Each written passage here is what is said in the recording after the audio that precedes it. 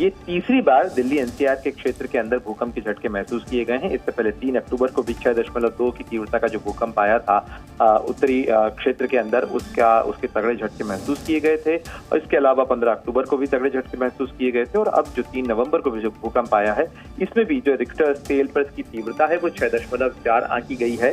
और अभी इसके जो अन्य डिटेल्स हैं उसका इंतजार किया जा रहा है। लेकिन जाहिर तौर पर दिल्ली सिस्मिक जोन 4 के अंदर आता है और जाहिर तौर पर ऐसे में लोगों के लिए ये एक बार फिर खौफ का मंजर लोगों के लिए स्मृति में डालता है। और इस बार भी जो भूकंप का केंद्र है वो नेपाल के अंदर ही बताया जा रहा है। इसकी जो डेप्थ है वो करीब 10 किलोमीटर थी और जो इसका मैग्नीट्यूड था वो 6.4 रिक्टर स्केल पर आंका गया। तो अगर इन भूकंप के झटकों की बात करें तो कहीं ना कहीं ये बताता है कि एक भूकंप का जो बिल्डअप होता है, क्योंकि आप जानते हैं इसी तरीके से जो यूरेशियन प्लेट और जो इंडियन प्लेट है उसके बीच घर्षण से भूकंप के झटके आते हैं। और खासतौर पर ये जो पूरा इलाका है, यानी उत्तरी भारत के अंदर नेपाल सीमा से लेकर पूर्वोत्तर भारत तक जाने वाला जो इलाका है, ये सिस्मिक जोन 5 के अंदर भी आता है। कई क्षेत्र आते हैं सिस्मिक जोन 5 में, यानी जो भूकंप की दृष्टि से काफी संवेदनशील माने जाते हैं।